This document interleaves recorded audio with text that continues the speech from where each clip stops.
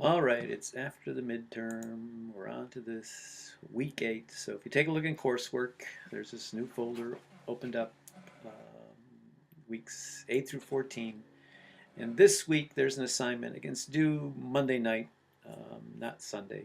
That what it says here because I did not have it open before today, so it would be fair. But I'll talk about this more on Monday. But you basically want to give me the first paragraph of your research paper. Give me the opening paragraph. Take a look at the general theme of your paper, where in the opening paragraph you want to state the opposing views of your topic. And there is in coursework by itself. If I go back to coursework, there is a little folder, or excuse me, a little file, the topics for the research paper. I think I already have it opened. Let me see if I can find it. Do do do do. Somewhere around here.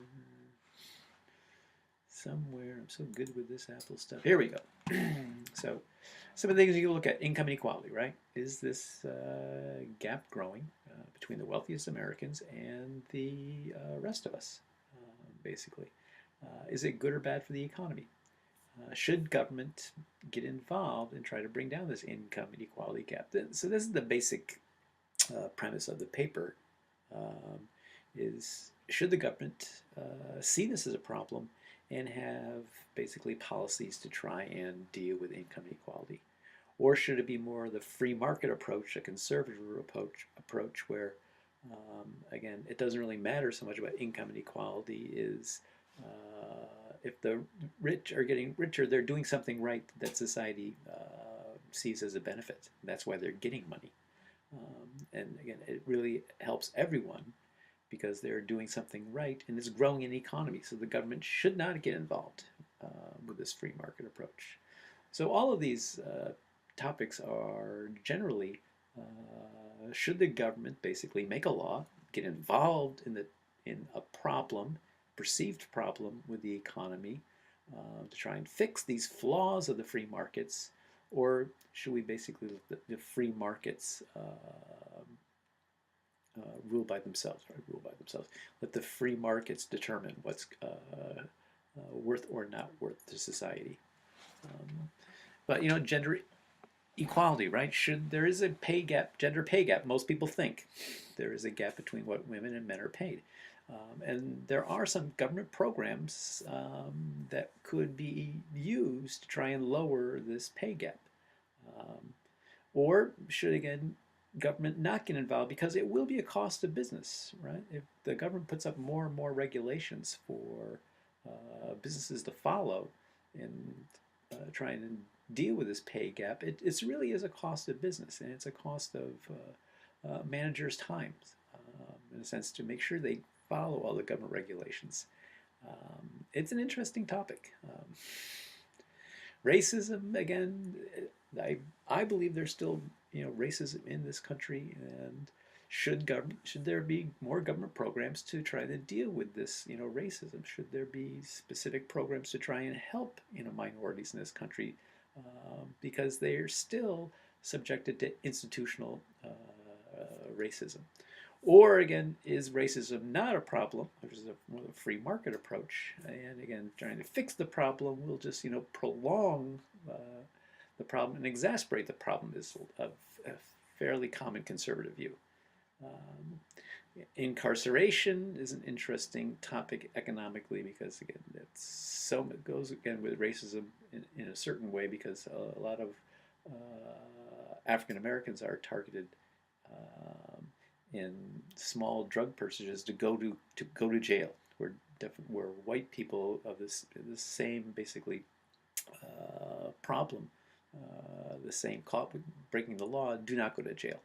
And again, once you're incarcerated, you're marked for life a lot of times, right? A lot of firms will not hire someone that's been incarcerated. And should we basically change these laws, especially these drug laws, um, to try and not harm, you know, people in our economy for the rest of their lives? Climate change, again, this is too easy to do nowadays. Again, is global warming a big problem? And again, if you look at the Trump administration, The EPA does not see climate change as a problem. Um, there's been some interesting pronouncements from the EPA recently. Uh, and again, they are correct though in a way. If we, you know, put a lot of government regulations in place, like the Obama administration did for the coal industry, it does add to the cost of those of that industry, right? To clean up a coal burning power plant, it takes very expensive, scrubbers um, to take the CO2 out of the pollution, the exhaust of these coal burning plants. So it does, in a sense, cost jobs because a lot of these coal burning plants are shutting down because of these government regulations, though the Trump administration has cut these regulations recently. Um, but it is a fascinating look at government involvement to try and fix a perceived problem in the free market world, where again, polluters, coal burning plants would prefer not to, again, put in these pollution control devices. So again, technology, another one. Are again robots taking over the world? Are they taking away jobs? Is it causing wages to go down?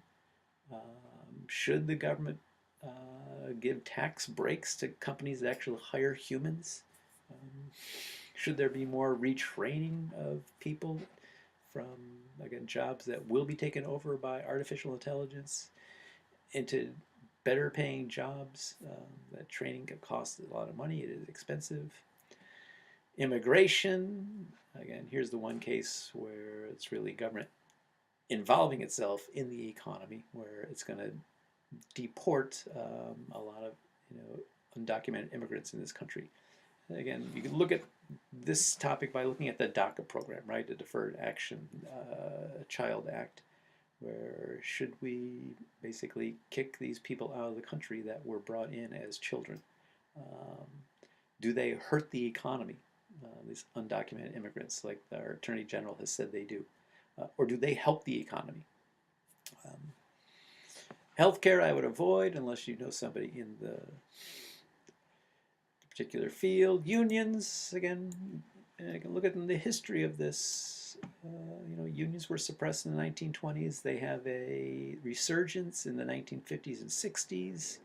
Income inequality goes down in the 50s and 60s. But again, nowadays, unions are under attack again politically by individual states. Wisconsin, for one, was a very pro-union state. Now it is a very anti-union state.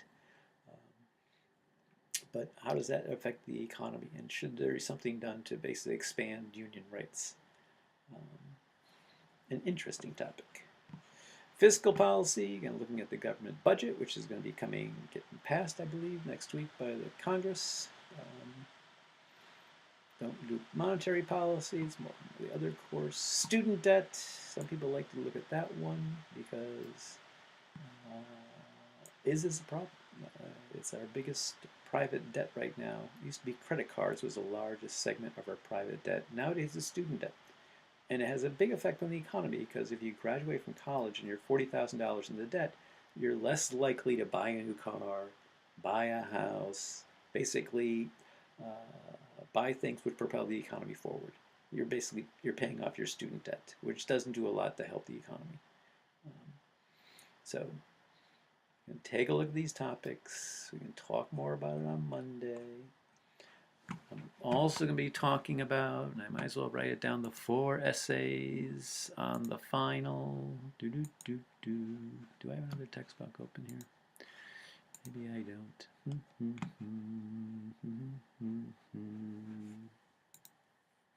Here, what are the... There's going to be 4 essays in the final, right? Might as well start right now. What are the 4 essays in the final? We're going to talk about this post-World War II. Again, we're going to talk globalization.